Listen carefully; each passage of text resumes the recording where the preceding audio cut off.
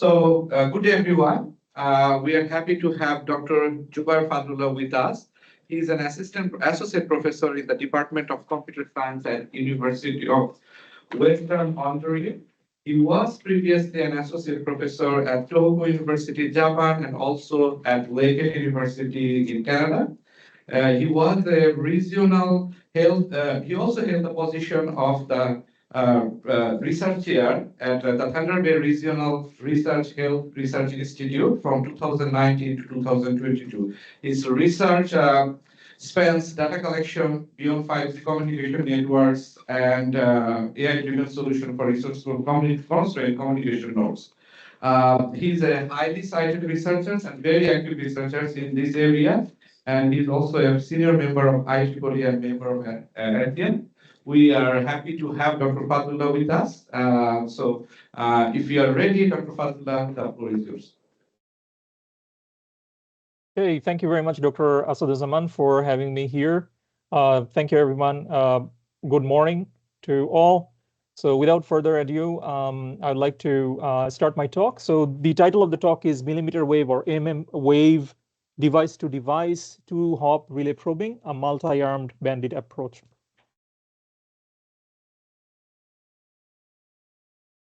Okay, so this is the outline of my talk. First, I will have a very brief introduction into my research areas. Then I will talk about some preliminaries, like what are multi-band networks, what is mmWave or mmWave, what do we understand with device-to-device or D2D two-hop relay probing, and so on and so forth. Then I will slowly introduce to you the system model upon which we will formulate the relay probing problem. And then I will show you how we will reformulate or retranslate the problem as a multi-armed bandit or MAB game. Okay. Then I will be taking you through our proposed solutions. So there are two solutions that I will be talking about today, very briefly. And then we will be looking at the performance evaluation, followed by some concluding remarks. Okay. So a gentle introduction to my research areas. My research areas and interests lie in network cyber physical system or CPS. So you can consider the CPS to be connected embedded system that can be divided into these three planes: physical plane, network plane, and cyber plane. So in physical plane, you can have various IoT devices, off-the-shelf sensors, monitoring devices, right? And so forth. And then you collect the data from the physical plane. The data is then delivered via this network plane communication systems like 5G networks, 5G plus networks, Wi-Fi networks, and so on and so forth to the cyber plane or the computing plane, right? So in the computing plane, you have to perform computing on the data, you apply AI optimization and other analytics tool, and then get the actionable insight, and then you feed back that actionable insight over the communication systems in the network plane to the physical plane. So the network plane is basically a bridge between the physical plane and the cyber plane. You sort of like deliver the data from the physical plane to the cyber plane and back and forth, okay? So that is the idea. However, there are various challenges in each of these planes, right? So from physical plane, you can have hardware, microprocessor, operating system effects. You can have network impairments from the network plane. And there are OS, software system effects, algorithmic bias, right? When you're dealing with AI models. So you can have all those things from the computing plane or cyber plane. And all these impairments lead to inaccurate model of real-world processes, virtual prototyping, digital twins, which are basically applications of network cyber physical system. So my research basically addresses the unique research challenges in each of these planes that requires optimization, okay? And we try to come up with lightweight solutions to address those problems, especially with regard to resource-constrained systems, okay? So my research activities over the years have been divided into these three planes. So this is an abstract view, like I have shown here, three planes: collection, communication, and computing of data planes, right? So these three layers, as computer scientists, we love abstraction, and these layers appear to be disjoint. However, you do have substantial overlapping. As you know, computing layer can have some overlap in the communication layer as well as in the data collection or sensing layer, right?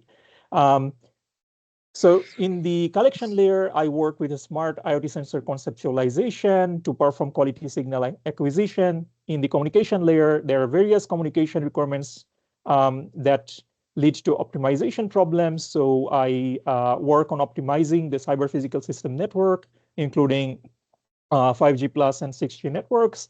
And in the computing layer, I solve various problems. And one of the recent problems we are working on, collaborative learning, so that we can ensure privacy preserving when we deal with edge computing systems, whether near the communication layer or near the collection layer edge. Okay. All right. So just some examples of what I do in the collection layer. In the first layer, I do sensor and AI logic integration optimization. So we have dealt with biomagnetic sensors, and 1/f or pink noise has been a very common and daunting challenge, which classical optimization problems or filtering solutions could not address. So we came up with a data-driven, AI-driven approach to filter out the 1/f noise and come up with smart IoT sensors with a spintronic sensing technology. And in the computing layer, I'm just skipping the communication layer for the time being. In the computing layer, I have been working on privacy-preserving mobile edge computing, early warning system with shareable security and explainable AI models, and so on and so forth. And in the core, we have the communication layer optimization. In the middle, you have this communication layer optimization, which is often underpressed, right? It's basically, often ignored, but it is in the middle that basically outsources the data from the collection layer, passes it to the computing layer. So if it acts as a bottleneck, if its performance is compromised, then you will have lots of issues, right? Lots of performance issues. So there are various things I do with my students and research collaborators, such as intelligent traffic prediction and resource management in 5G plus and 6G networks. We have been heavily using AI-driven models to perform resource allocation. And then we have intelligent attack detection and protection approaches. And in the middle, we have congestion avoidance and optimal relay selection in integrated networks. Okay, so here for the first time, I introduced the term relay. So this is going to be the focal point of our talk today. All right. So background and preliminaries of those relays which have multi-band capabilities. And then I will also talk about millimeter wave, D2D two-hop relay probing. Okay, just to give you an example of device-to-device or D2D relays for rural connectivity, this was supported by NFRF. So the device-to-device and UAV relay-based mesh networks for health data collection in rural areas were constructed. These rural areas do not have substantial 4G or 5G cellular network connectivity. So basically in those remote spots, we could have this device-to-device offloading, where you have these intermediate like devices or smartphones or laptops or whatever. They act as the middleman, right? As the relaying devices to collect the healthcare data and propagate them, carry them over to the 4G or 5G base station, okay? So this provides a flexible and affordable approach when we use relays in such remote and rural scenarios. So this slide shows the evolution of optimizing the multi-band relay communication in my research. So in this first work, we use greedy heuristics to solve multi-band wireless transmission in various systems. And then, there was no formal optimization proposed here. It was just greedy heuristics. Then we formally proposed optimization problem using bipartite matching or matching algorithms.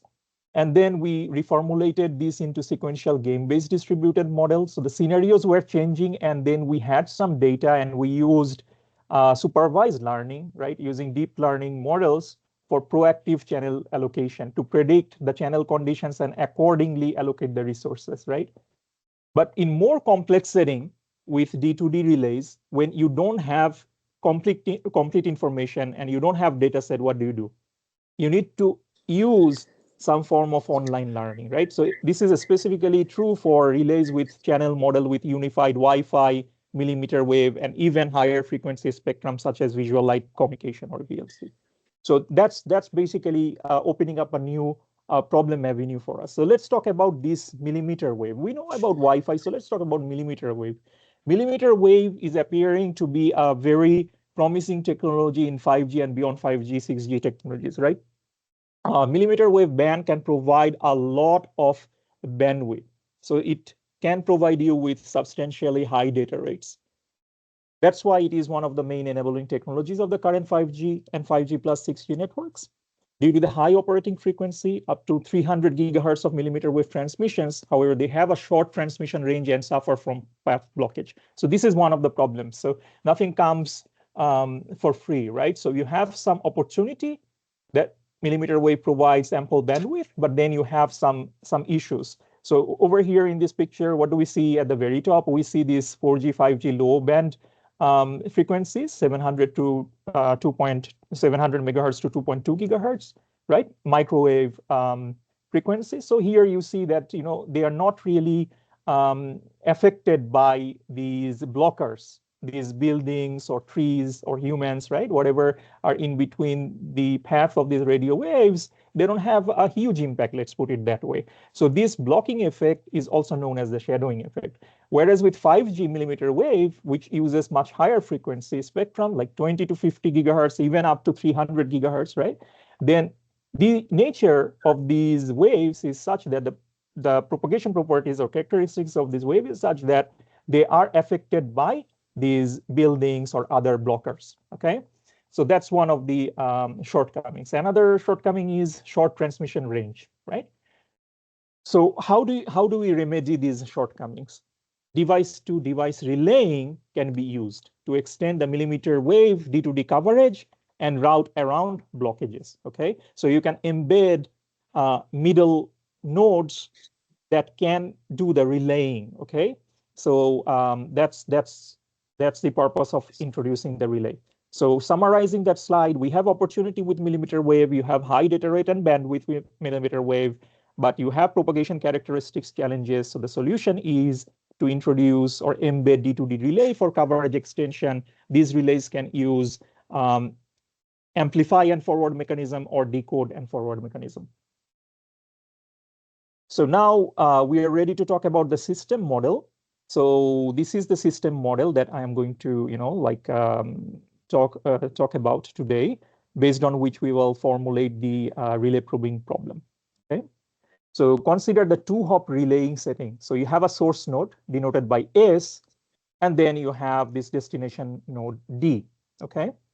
So the source node S is substantially far from the distance from the destination node. So it cannot communicate directly with D. Therefore, it will be using one of these relays, R1, R2, or R3, to transmit its data to the destination node. Okay? Suppose S chooses R1. Then S transmits its data to R1, which uses, let's say, decode and forward mechanism to forward the data to the destination node D. So this is the two-hop transmission. So this is the two-hop relaying that we are referring to. To avoid complexities in this talk, I will keep things simple, and I will just talk about the two-hop relaying. So I'm not going to, introduce three-hop or even higher hop relaying. It is desirable to choose the relay Ri. So which one should S choose? Should it choose R1, R2, or R3? So it needs to choose the relay Ri, which provides the highest spectral efficiency of the link along SRI and RID. So you see, for every relay that connects the source and the destination, there are two links. So if this link has a rate of 5, right? So if this spectral efficiency of SR1 is 5 megabit per second, right? Or 50 megabit per second, however you want to say it. And here you have 30 megabits per second on R1D. So which one is the bottleneck? R1D is the bottleneck, right? So that bottleneck link will dominate the rate or the spectral efficiency, right? So similarly, you can find out the spectral efficiency if S chooses R2. Similarly, you can find the overall spectral efficiency if S chooses R3, and so on and so forth. So it is desirable to choose the relay Ri, which provides the highest spectral efficiency of the link is Ri to D. Okay. So this is basically the relay probing to find the relay that will give you the highest spectral efficiency. By probing each relay, we can know the condition of the link and the resultant spectral efficiency. But as you can see, this is a huge overhead. So you have to probe relay 1, relay 2, relay 3, and then you have to, check which one is the best, right? So can we do something else, right, that minimizes this huge overhead? So just moving on, carrying on with the system model, like we have both Wi-Fi and millimeter wave nodes. So these are multi-band nodes. So these nodes have both Wi-Fi and millimeter wave capabilities, okay? So the base station coverage area has these nodes which have both millimeter wave and Wi-Fi capabilities. If the node, the sending node S intends to establish a millimeter wave D2D link shown in these orange bubbles with the destination node D, where D is far away from S, or D experiences some kind of blockages. Remember, like buildings or trees, these are basically blockages. The node S has to rely on one of these relay nodes. So we talked about that. The initiation, termination, and relay probing of these device-to-device relay links are done locally by the distributed nodes. So S will manage these along with the relay nodes by itself. So it is not relying on central coordination from the base station. That's a key idea. Probing more relays results in finding out the best relay, but at the expense of increasing overhead. Ideally, the best relay should be decided by only one relay probing, right? So that's the key idea. We want to reduce the amount of relaying overhead by, let's say, an ambitious one relay probing. So let's talk about some link model, because we have two types of capabilities, the Wi-Fi and the millimeter wave technologies. So let's talk about the Wi-Fi link model. It shows you the 5.25 gigahertz Wi-Fi link model. This is the received power. Let me switch to pointer. So this is the received power, and this is the transmitted power. So the transmitter and the receiver, okay, those two devices or those two nodes are separated by a distance d, okay? So this is a log scale. That's why you have the subtraction here, the subtractions here. In a linear scale, you will have them appearing as divisions, right? So this is a dBm scale, or what you call it, like a log scale. So the received power is actually decreasing. So whatever the sending power was, it is getting impaired by these factors, right? So what are these factors? So this is receive power, this is transmit power. This impairment is the path loss at reference distance d0. This is the path loss exponent. This is the distance d between the transmitter and the receiver. And then this is the shadowing term. Remember those blockers like buildings, trees, and so on and so forth. So they are basically contributing to the loss of the transmit power. So this is also contributing to the loss of the transmit power. So the receiver will end up losing some of this transmitted power, and it will end up getting less and less and less power to receive the message from the sender. Okay, so that's basically the idea. Based on the measurements, these were the values set for the path loss at the reference distance. The reference distance was 5 millimeter. The path loss exponent is slightly higher than the free path loss exponent here. And this is very interesting. So this shadowing term is basically a log normal shadowing term. So in the log scale, it appears as a normal distribution, whereas in the linear scale, it will appear as a log normal distribution. And this sigma W is basically the shadowing terms variance, 6 dB, okay? Similarly, we can have geometric model for the millimeter wave link model, which is much more complex than the Wi-Fi link model, right? It will appear something like this. So again, I will just, skip all the details, but what I want to say is that the transmit power at which the millimeter wave transmitter will send the message, that power will lose over the distance, and the receiver using the millimeter wave technology will receive this much power, okay? So these are the impairment terms. And if I ask you what scale is this, these have all these multiplications, as you can see. So this is linear scale, okay? So I'm not using a logarithmic scale here. So this is receive power, this is transmitted power, this is beamforming gain at the transmitter, similarly beamforming gain at the receiver. This is the line of sight component, and this is the non-line of sight component. So as you can see, this is much more complex. We also have to compute the beamforming gain as a function of angle of departure and the bore sight angle at the transmitter. Similarly, we calculate the beamforming gain at the receiver using the angle of arrival and the bore sight angle at the receiver.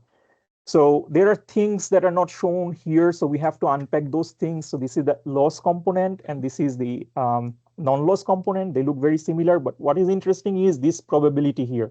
This probability, when we are considering the line of sight between a transmitter and the receiver separated by distance d, then suppose we calculate the probability, and based on this probability, this one is what? This is a Bernoulli random variable. So this one will basically tell you whether this is 0 or 1. So if this is 0, then this loss component will become 0, right?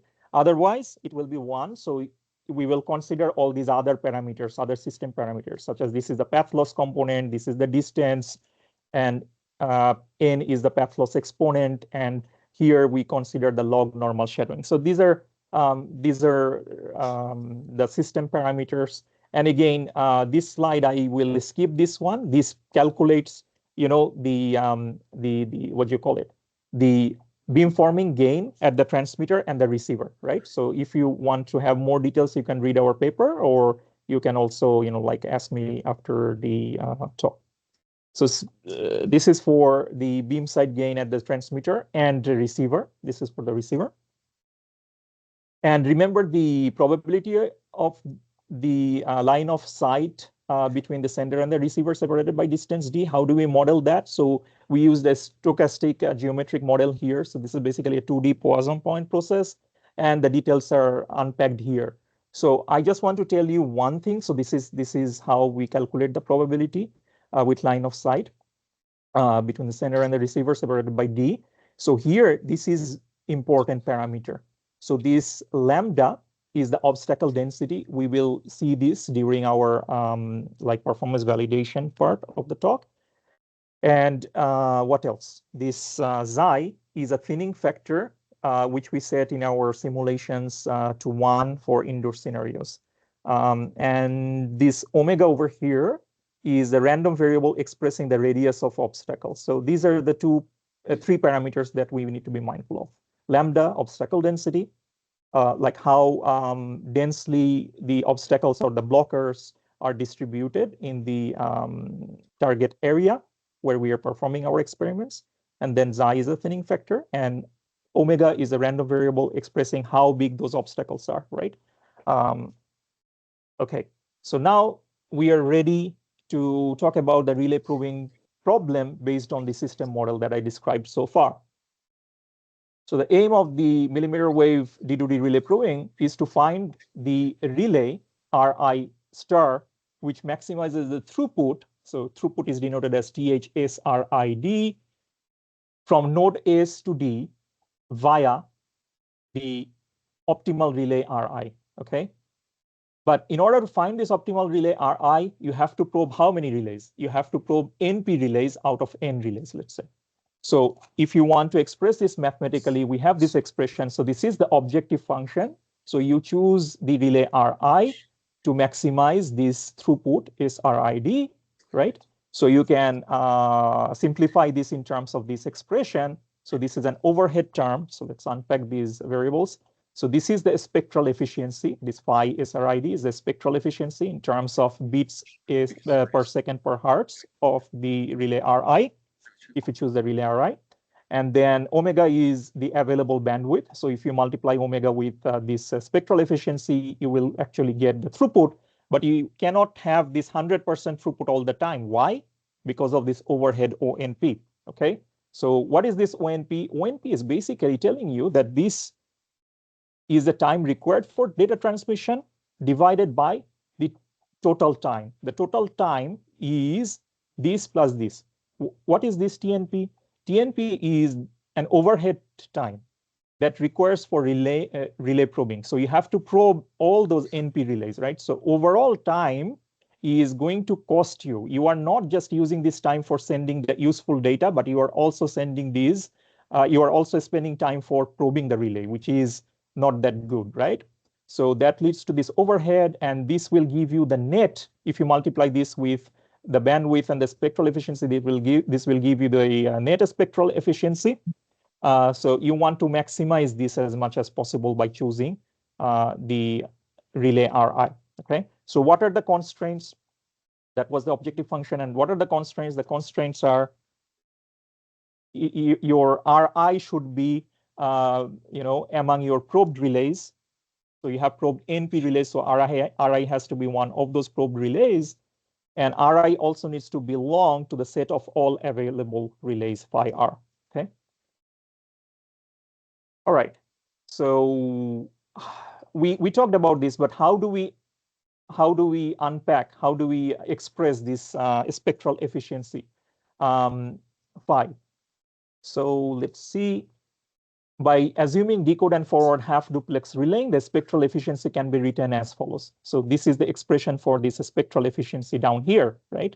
So this is the minimum. Remember, there are two links here, SRI and RID, from source to the relay and from relay to destination.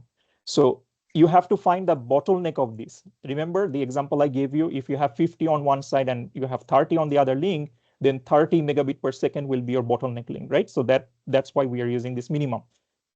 This expression is going to give you the spectral efficiency on the first link SRI, and this one is going to give you the spectral efficiency of the second link RID, right? So this is coming from Shannon's capacity formula. So half log to 1 plus SNR. So this is the signal to noise ratio, right? So this is the signal to noise ratio, and we know how to measure the signal to noise ratio. So for this term, this is basically the received power. Remember, in the system model, I showed you the calculation for millimeter wave received power. So all those formulas are being used here to calculate the received power at the top divided by the noise power. This is how you get the SNR, all right, at the first link. And similarly, you get the SNR on the second link RID, and so on and so forth. So that's how you calculate this phi is, this spectral efficiency of relay Ri, all right? So we have the optimization problem all set up. Now, what do we need? We need to come up with a relay probing strategy, all right? So the traditional scheme would be node starting probing relay Ri using the beamform training with a time duration of TBT. So beamform training is needed for millimeter wave communication.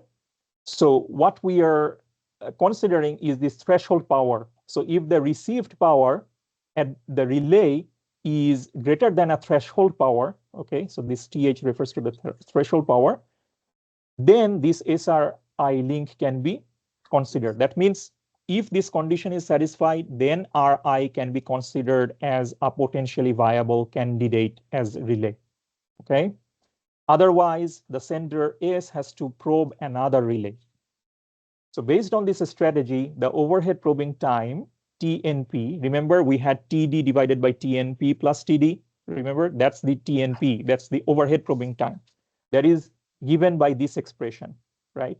So this is given by this expression for all the relays that you probe.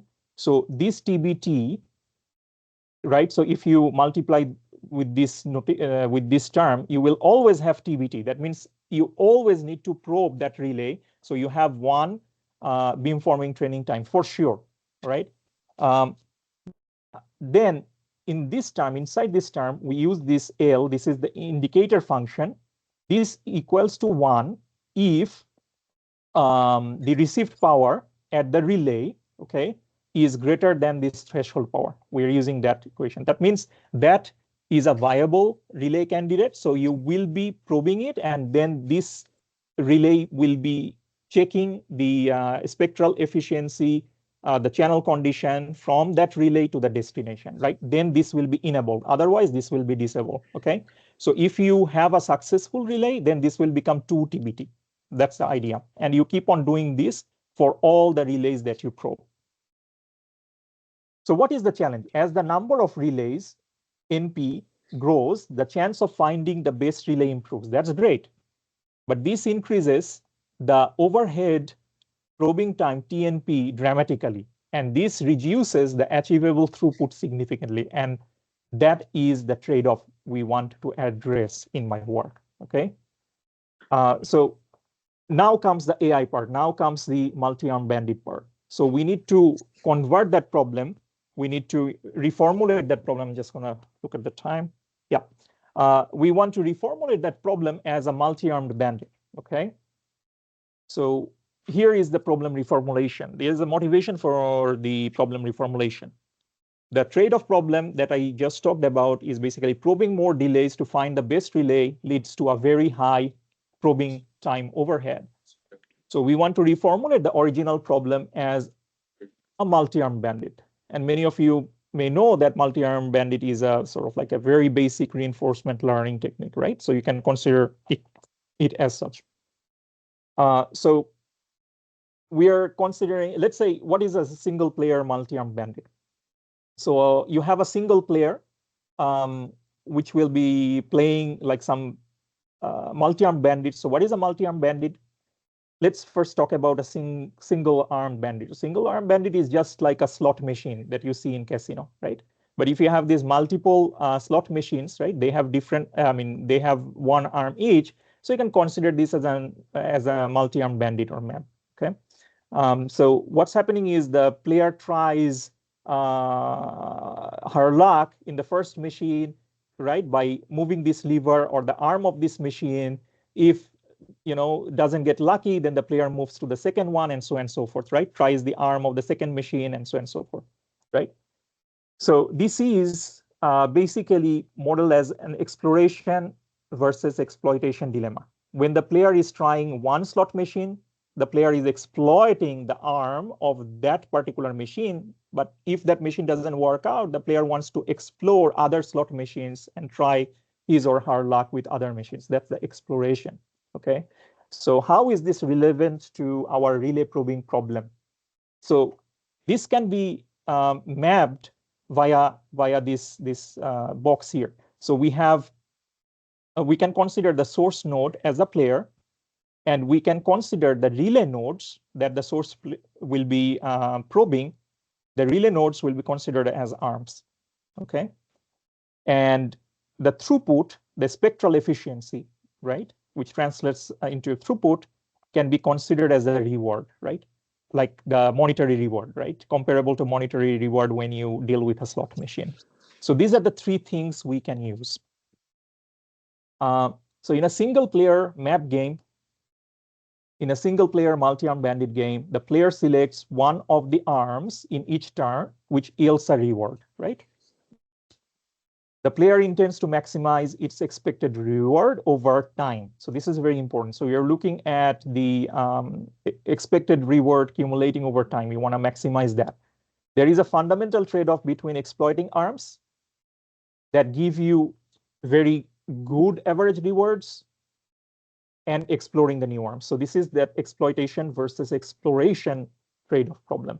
So we can think of the device-to-device two-hop relaying problem as a single-player map game where the player is the source node and the arms are the relays. I already talked about this, but this is a very important assumption, so I'm reiterating this.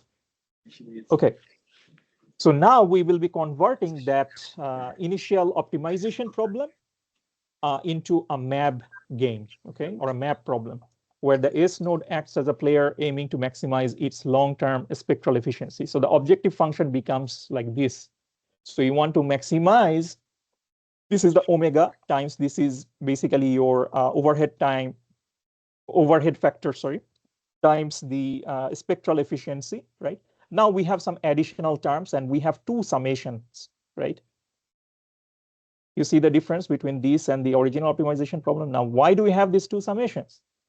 Because we are introducing this additional factor. This is basically the time dimension. We are having this time dimension, and you want to maximize this objective function over this time horizon th. So you're trying to maximize the average spectral efficiency over time.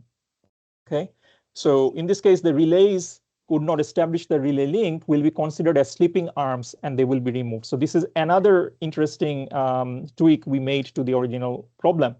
So the relays which are not viable candidates, they will be moved to a different set. They will be considered as sleeping set of relays. They cannot be used or probed by the sender as time progresses. All right. Now here, the additional term you see in the objective function is this new indicator function, IRT. This is a linkage indicator, which is equal to 1 if RIT, if this relay I is selected at time t for establishing the millimeter wave relay link at time t. Otherwise, it will be 0. And that makes sense, right? Intuitively, it makes sense because if you choose this relay, then that particular relay will give you this net spectral efficiency. And our objective is what? We are crafting this objective function in such a way that we have to probe just one relay at a given time t, right? So that's the idea. So now our relay probing time is 01 pt at time t. It will be given by this expression, and our constraints will be time horizon. So we need to have a finite time horizon, and the RIT, the relay that we choose at time t, has to come from the set of available relays minus the set of sleeping relays, right? So now we have this additional constraint here, and the summation of the linkage indicator functions for all the relays will give you 1. That means like at time t, we can choose only one particular candidate relay. So, these are basically the expressions. I already explained them. So this is actually giving us the opportunity to only probe one relay at time t in the map formulation. Therefore, it is no longer TNP. It becomes T1 PT equals TBT times this notation. Remember from the previous one? So this is what we are getting here. So after probing the relay Ri at time t, we will look at this condition. And if this condition is satisfied with, if it is not satisfied with respect to the threshold, then it will be declared as a sleeping relay. So this is the condition. This is the threshold power. If this value that we just calculated, right? So if this does not satisfy the threshold power, then we will basically declare it as a sleeping relay. So it will go to that particular relay will go to the set of phi s, set of sleeping relays. So how to solve the sleeping map problem? So we just made the map problem as a sleeping map problem. So we developed or designed two variations of Thompson sampling algorithms to solve this sleeping map gain problem. So one is sleeping Thompson sampling or STS, and the other one is sleeping contextual Thompson sampling or SCTS. So these are our proposed solutions. Let's look at the first one. Before talking about the STS algorithm, the pseudocode is shown here. So let's just have a gentle review of the Thompson sampling or TS algorithm. So TS algorithm is a pure Bayesian policy. Here, the prior and posterior distributions based on a predefined probabilistic model are constructed for the rewards of the played arms, right? So played arms are basically our relay nodes, right? The player is the sender node S, and the rewards are the spectral efficiency that you want to maximize over time. At the beginning of the Thompson sampling algorithm, the parameters are initialized for the stated model. So we have initialized these parameters here. Then random samples are drawn from the obtained arms distributions, and the arm corresponding to the maximum sample value will be played. So I will show like what we did here. We will try to map out these, like texts into the pseudocode.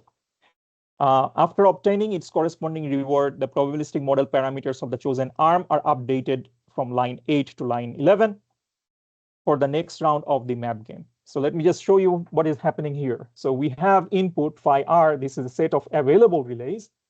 And then we initialize, right? So at the beginning of the TS algorithm, we are initializing the parameters. So how are we initializing the parameters? So we have time horizon TH.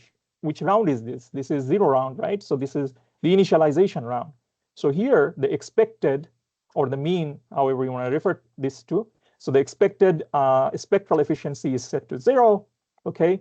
how many relays have we probed? So this is the counter for the relays that we have probed so far. So this is 0. Obviously, we have not, the sender has not probed any relay yet. And this is the variance, okay? So this is the variance that is set to 1.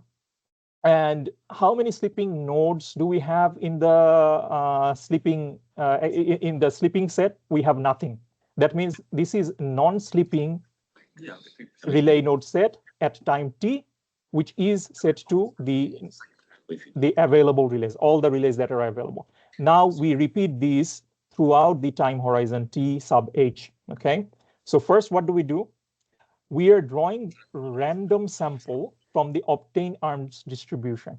So this is a normal distribution, okay? As you can see here, so this is the mean and this is the variance of this normal distribution.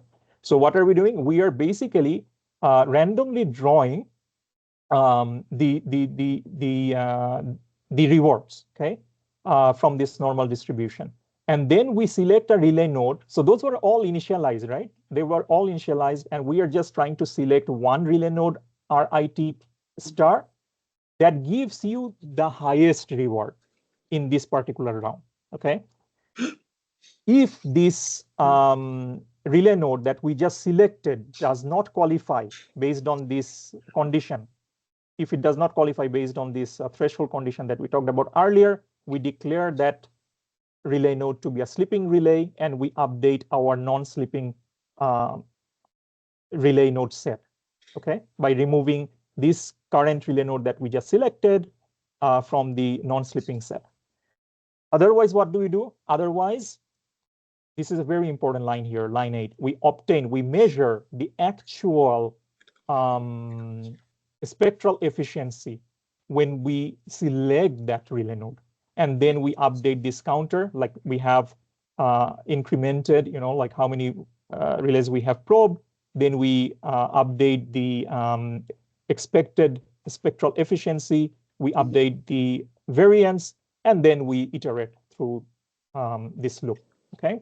So that's basically the idea. So this way, you will start off with a very wide sort of like normal distribution, right? And then that normal distribution gets sharper and sharper for each of these arms. So that's basically how this Thompson sampling works. And here we are incorporating this sleeping condition inside this Thompson sampling algorithm. So we refer to this as the sleeping Thompson sampling for mmWave 2-hop relay probing, okay? And now, this is the second algorithm. In the previous algorithm, we did not use any kind of environmental feedback or environmental information. Remember, in the system model, we had Wi-Fi, but so far we just considered mmWave, right? So the Wi-Fi signal information now can be used as environmental feedback or context of the mmWave relays to improve the probing process, all right? So here we use these 3 elements, the instantaneous Wi-Fi receive power, its average value, and variance, and we make this context vector, okay, for supporting the mmWave relay, or IT. And our contextual map hypothesis relies on estimating the reward of an arm given this context vector, where the reward is assumed to be a linear function of context vector. So this is very similar to the previous one. However, over here, we are making these initialization of this covariate vector, and we are also, like having this kind of normal distribution where we are not drawing the expected spectral efficiency as reward, whereas we are drawing randomly this Q vector. So we are having a linear sort of like function. We are having an inner product between this Q vector and this context vector, and then that will give us this expected, spectral efficiency, okay? So again, the other parts are very similar. So here we are considering whether this relay node that we just probed will move to the sleeping relay set or not. If it is a viable candidate, then it will update. Then the center node S will be updating the statistics. Okay, very similar to the previous one. So the main difference is here we are embedding more information coming from the Wi-Fi signal. Okay, So now we are ready to put our two algorithmic solutions into test. So this is the simulation setup. All the parameters are set as shown here. Okay, so I will just refer to this one. This one is important. So for the SCTS, the second algorithm that I showed, there is this alpha parameter. It was also shown in the variance. So this alpha parameter is also the exploration parameter. Okay, so it is varied from 0 to 1.2. So like how many times, the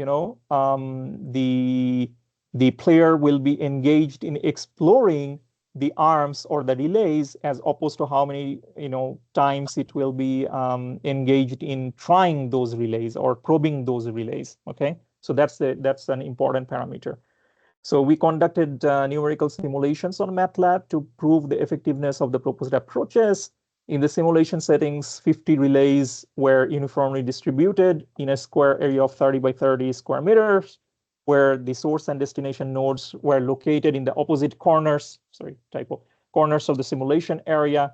All nodes are multi-band, capable containing both the 5.25 gigahertz and 60 gigahertz band. So this is the Wi-Fi one, and this is the millimeter wave band.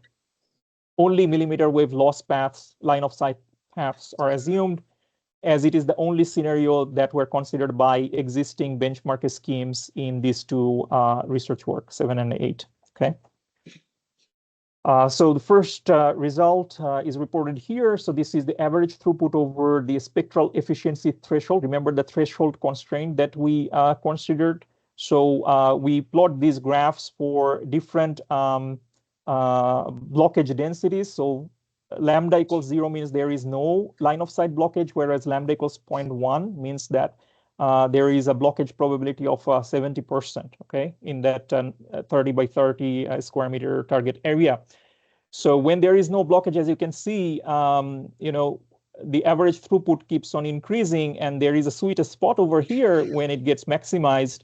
So your spectral efficiency threshold is 1, and beyond that, the throughput is falling, okay? But when you have like more and more line of sight blocking, the throughput substantially decreases to this blue. This is the highest LOS blockage probability. And over here, as you can see, the trend is very similar, but then your peak is around here. Okay, so that's one trend. And the next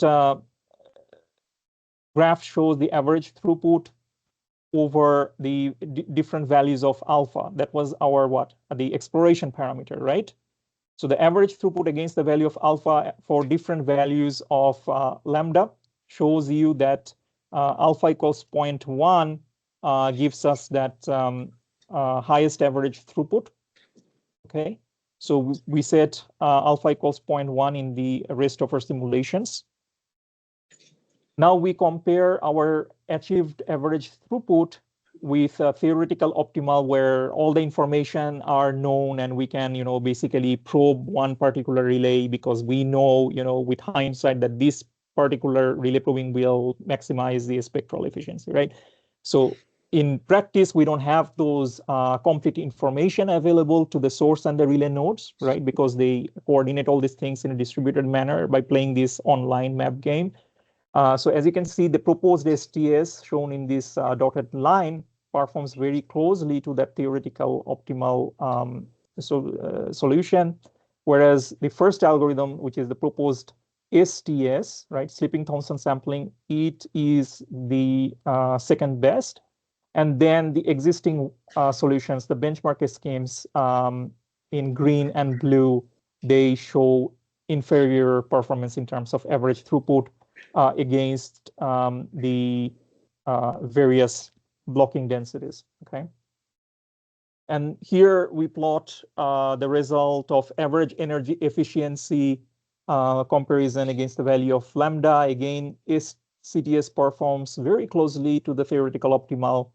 Proposed ST is the first algorithm also is not too bad, whereas the green and the blue ones, the existing benchmarks are pretty poor in terms of average energy efficiency. So why does the SCTS perform much better because of those additional contexts that we obtain from the Wi-Fi signal. Okay. This shows the average number of probe relays for the benchmark schemes. So the average number of probe relays for this first benchmark scheme is around what? The red line, right? So it goes like close to 20. For the second one, it goes close to 10. Whereas in our solution, we just have one relay probing every time round. Okay, so that's a significant improvement, and that significantly, cuts down the relay probing overhead. And last two results, they're similar. They show you the spectral efficiency convergence rate. So this one is when you don't consider like any blocking. So over here, the convergence rate of our proposed SCTS is much better. It takes just around 50 rounds, whereas for STS, it's a little bit slower. Whereas the benchmark schemes, they used fixed policies. They don't use like a very dynamic update. So they use fixed policies, and that's why you have just a linear pattern here. When we consider 70% blocking probability, then we have this trend. The convergence rate of SCTS is still outperforming the convergence rate of STS. However, it shows that SCTS is the best algorithm in terms of performance. We also performed complexity analysis, so you can read the paper and you can figure out what is the complexity of STS and SCTS. There are two parts of the complexity analysis. One comes from the relay probing scheme, and the other from the relay probing time, and the other one arises from the computational complexity of the algorithm. And as you can expect, the SCTS is more complex, right? Computationally complex. So again, that's the trade-off you get in terms of performance versus the complexity of that algorithm. And we also perform regret analysis. Due to time, I'm not going to cover all these. And these derivations were hinged on existing work on Thompson sampling.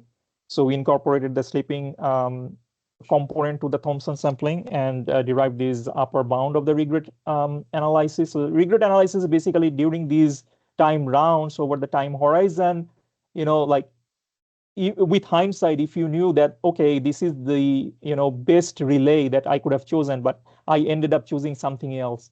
So this gap, this difference that you find is basically the regret. Like I should have chosen RI star, but I ended up choosing, let's say, R10. So I should have actually chosen RI star. So that regret is basically measured over here, and this gives you some sort of this upper bound for the expected regret in the worst case availability set of both algorithms, which are hinged on existing literature. So just sharing with you the concluding remarks. In this work, the problem of millimeter wave 2-hop relaying was investigated and formulated as a multi-armed bandit game. Slipping Thompson sampling and context incorporated slipping Thompson sampling algorithms were proposed to solve the formulated map game for millimeter wave probing. Our approaches used these STS and SCTS, which are basically variants of slipping Thompson sampling algorithms. They outperform the existing approaches, the benchmark schemes in relaying performance, as well as time complexity. Moreover, the proposed SCTS nearly match the optimal performance at all tested blockage environments. The results presented in this study opens the door for applying online learning, especially map games, to address several of millimeter wave communication challenges. In the future, there should be some room for considering mobility in such networks where the distributions will not necessarily be stationary. So if you have non-stationary distributions, or if you have highly dynamic scenarios, or if you have adversarial map scenarios, then it will be much more complex and how can we solve such like complex environmental like scenarios to probe the relay optimally. So that remains as a future research task. So thank you very much for your attention. And if you have any questions, I will be happy to answer them. Thank you. Thank you.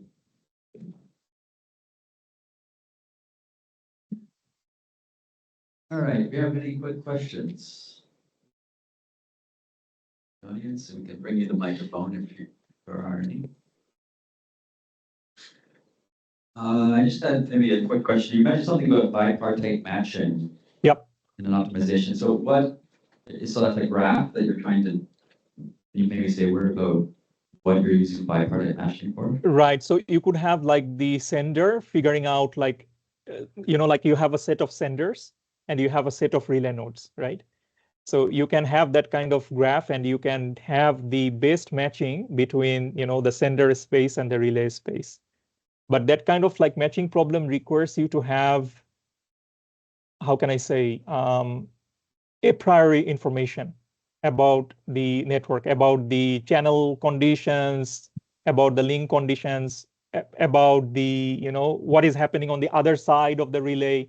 So those information are not readily available, right? I see it. And you're trying to match every source to a destination. Is that... Yes, we are trying to match every source with every destination, but you also have these intermediate nodes. Those are the relays. That's what makes this this matching problem like more complex. So theoretically, it is possible, like if all the information is given to you, but in real-time communication, we don't have the luxury to have that information, right? So by that time, the communication will be impacted. Like, they have to communicate with each other at real time. So if you want to, how can I say, perform that kind of like computation offline, that's all good for analysis purpose or benchmarking purpose. But at real time decision making, that will most likely not work. Okay. Any further questions? Not, let's thank the speaker again. Okay. Thank you very much.